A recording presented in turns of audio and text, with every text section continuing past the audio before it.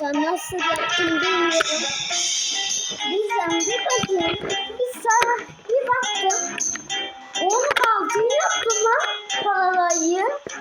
Onu ben sadece parayı kesinlikle yapacaktım. Ne yapmak için kartlara baktığım için kartları tamam gerekiyor dedim de abarttım birazcık sanki. Neyse seviye yeniden başlayalım. Bir dakika. Oğlum çok kötü.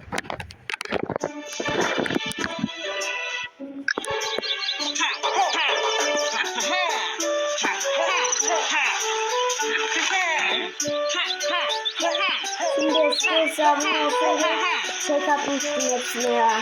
Hesabım yüzdeyi sayıyorum için şey oldu. Altın yemişim. Uçuyor bu. Hiç hesabım.